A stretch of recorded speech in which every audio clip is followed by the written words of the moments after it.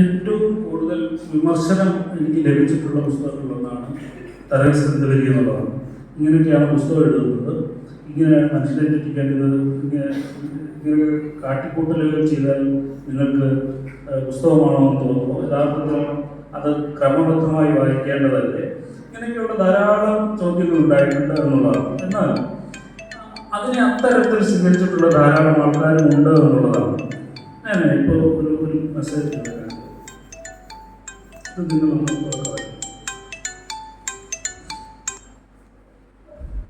തരകൻസ് ഗ്രന്ഥവല്ലി വായനക്കാരനെ ഏറെ വിസ്മയിപ്പിക്കുന്ന ഒന്നാണ്. ഒരു കാവ്യവിസ്മയം തന്നെയാണ് ഈ ഗ്രന്ഥം. വളരെ ചെറുപ്പക്കാരനായ ഒരു പയ്യൻ, ആരാണെന്ന് എനിക്കറിയില്ല, ദേവനന്ദനോ മറ്റാണെന്ന് തോന്നുന്നു. ദേവനാഥ് യെസ് എന്ന് പറയുന്നത് ഒരു ചെറുപ്പക്കാരൻ പയ്യൻ ഇന്നലെ അയച്ച മെസ്സേജായിരുന്നു. ഞാൻ പെട്ടെന്ന് ഓർമ്മ 2 ദിവസം കഴിഞ്ഞാൽ ഞാൻ ഓർമ്മത്തിലായിരുന്നു. ഇന്നലെ വന്ന മെസ്സേജാണ്. അപ്പോൾ ഓരോരുത്തരും ഓരോ പുസ്തകത്തെ സമീപിക്കുന്ന ഒരു തരത്തിലാണ് എന്നുള്ളത്.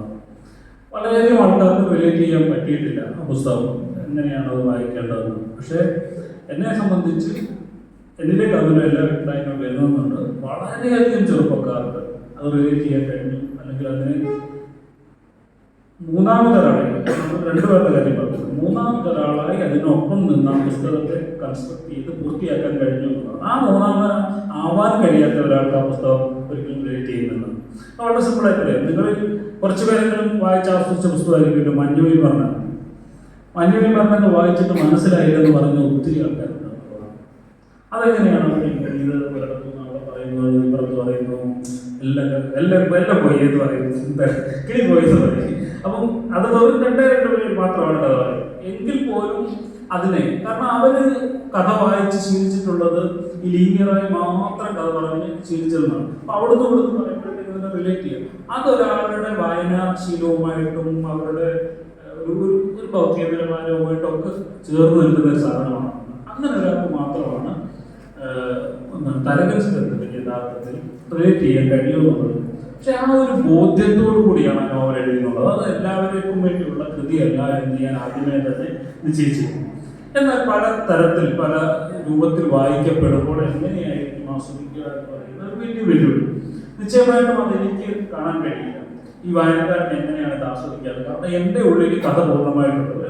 ഒരു കഥയെ സംബന്ധിച്ച് നമുക്കറിയില്ല, നമ്മൾ എഴുതുന്ന കഥ എങ്ങനെയാണ് പുറത്തൊരാൾ വായിക്കപ്പെടുക എന്ന് നമുക്ക് ഒരിക്കലും അസസ് ചെയ്യാൻ കഴിയില്ല.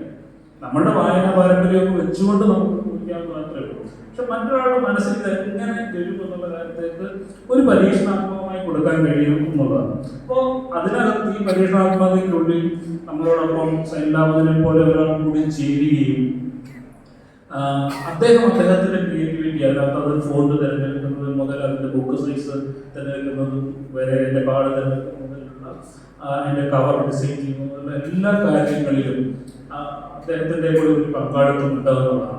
അപ്പോൾ അതിനകത്ത് നൈസർഗികത എവിടെയാണെന്ന് ചോദിച്ചാൽ നിശ്ചയമായിട്ടും അതിൻ്റെ ഉള്ളിൽ ഒരു കഥയുണ്ട്. അത് വായിക്കപ്പെടേണ്ട ഒരു ക്രമമുണ്ട്. അത് കണ്ടെത്തുന്നതിന് വേണ്ടിയുള്ള ഒരു ശ്രമത്തിൽ നൈസർഗികത അവിടെ ഉണ്ടെന്നുള്ളതാണ്. വെറും കൺസ്ട്രക്റ്റഡ് പ്രോഡക്റ്റ് അല്ലേ. ആ പ്രോഡക്റ്റ് നിങ്ങൾ കാണുന്നു, എല്ലാ അടുക്കുമാക്കി കാണുന്നു, 120 വരെ വെച്ചാൽ നിങ്ങൾക്ക് ഒരു കഥ കിട്ടില്ല എന്നുള്ളതാണ്. അതിൻ്റെ ഉള്ളിൽ നിങ്ങൾ സങ്കല്പിക്കേണ്ട ചില ഇടങ്ങൾ കൂടി ഉണ്ടെന്നുള്ളതാണ്. പൂർണ്ണമായി എല്ലാം പറയുന്നില്ല. അല്ലാതെ ഒരു 115 കാർഡ് വായിക്കുമ്പോൾ അല്ലെങ്കിൽ 50 കാർഡ് വായിക്കുമ്പോൾ കഥ എന്താണെന്ന് പെട്ടെന്ന് തെളിയുന്ന ഒരു സസ്പെൻസ് ഇതിനകത്ത് ഇല്ലാത്തതാണ്. എല്ലാം അവിടെ നിന്ന് മുഴുവൻ പൂരിപ്പിക്കേണ്ടതാണ്. ആ പൂരിപ്പിക്കാൻ വേണ്ടിയുള്ള ശ്രമത്തിലാണ് നൈസർഗികത കിടക്കുന്നതെന്ന് എനിക്ക് തോന്നുന്നു. അത് വായിക്കാൻ അത്തരത്തിൽ വായിക്കുമ്പോഴാണ് അത് പൂർണ്ണമാകുന്നത്. മൂന്നാമത്തെ ഒരാളെ കൂടി, അതായത് വായനക്കാരൻ എന്ന് പറയുന്ന ഒരാളെ കൂടി പങ്കാളിയാക്കുന്ന ഒരു പ്രക്രിയയാണ്. അതിനകത്ത് നിശ്ചയമായിട്ടും ഉണ്ട് എന്നാണ് ഞാൻ കരുതുന്നത്. അത് ഞാൻ പറഞ്ഞതുപോലെ എത്ര പേർക്ക് റിലേറ്റ് ചെയ്യാൻ കഴിയും എന്നുള്ള കാര്യത്തിൽ എനിക്ക് സംശയമുണ്ട്. ഞാൻ അത്തരത്തിൽ അത് ആഗ്രഹിക്കുന്നില്ല.